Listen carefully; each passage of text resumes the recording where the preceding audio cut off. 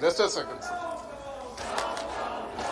Sir, degradation of land has adverse impact on biodiversity, and studies have shown that almost we lose 24,000 species globally every year, sir, because of this degradation of land.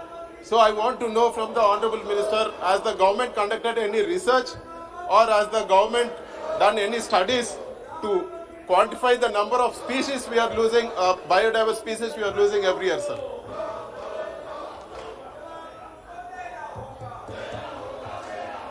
माननीय अध्यक्ष महोदय, मैं आपके माध्यम से माननीय सदस्य को बताना चाहता हूं कि भारत सरकार के स्पेस एप्लीकेशन सेंटर के द्वारा इस विषय का अध्ययन किया जाता है और एक तरीके से ये अनुमानित किया गया है कि 96 मिलियन हेक्टेयर जमीन ये भूमि के क्षरण के कारण, ये रेगिस्तानीकरण के कारण, ये भूमि अपनी उत्पादक क्षमता के कारण प्रभावित हुई है। और इसकी जो समस्या है उसका जो सबसे बड़ा कारण है वो भूमि की उत्पादकता की कमी, वाटर इरोजन, वाटर लॉगिंग और उसके साथ साथ भूमि का खारापन भी है।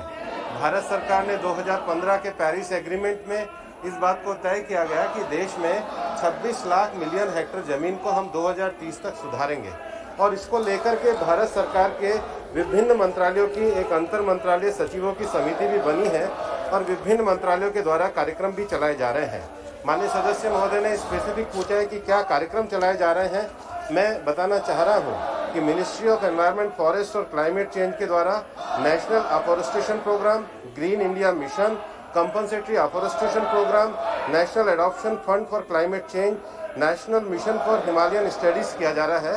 उसके साथ जो एग्रीकल्चर मिनिस्ट्री है वहाँ प्रधानमंत्री कृषि सिंचाई योजना, green revolution, national mission for sustainable agriculture, उसके साथ जो जल शक्ति मंत्रालय है उसके द्वारा Atal Bhujal Yojana, national mission for clean Ganga programme, PMSKY command area development and water management programme, flood management programme किया जा रहा है। इसके अतिरिक्त रूरल डेवलपमेंट मिनिस्ट्री के द्वारा PMSKY integrated watershed management program, ministry of fisheries के द्वारा the national livestock mission program, ministry of housing और अर्बन अफेयर के द्वारा Atal mission and rejuvenation and urban transformation program, smart city mission और ministry of road transport के द्वारा the green highway policy.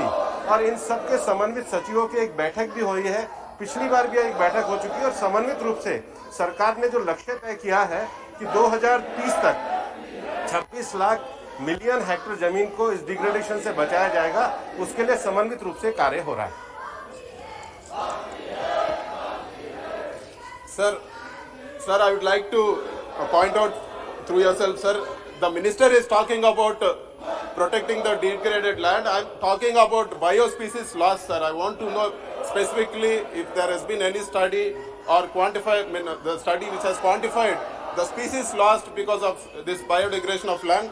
And I would like to know what steps the government is taking specifically to protect wetlands, sir. All the schemes the minister is talking is about inland, sir. I'm talking about wetlands also. These wetlands act as carbon sinks.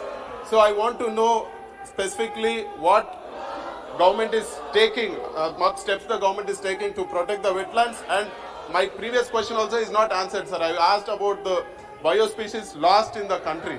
So is there any study which has quantified them? Thank you, sir.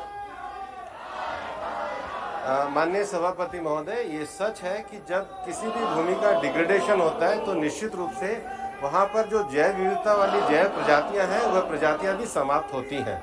ये जो जमीन को विभिन्न scheme के अंतर्गत जो हम programme कर रहे हैं वो उसकी उर्वरक क्षमता और उसकी जैव विविध प्रजातियों के लिए भी कार्यक्रम कर रहे हैं। उसके अतिरिक्त भी मैं बताना चाहता हूं कि भारत सरकार के जियोलॉजिकल सर्वे ऑफ इंडिया के द्वारा हमारे को जो जैव विविधता बचाने के लिए इस प्रकार की प्रजातियों के संरक्षण के लिए भी कार्य किया जा रहा है और बायोडायवर्सिटी एक्ट में भी सरकार कुछ विषयों पर विचार करके इसको पूरी तत्परता के साथ लागू कर रही है। मंगुटा श्रीनिवासन रेड्डी, क्वेश्चन नंबर 164 श्री मलुक नागर जी। श्री माननीय मंत्री जी,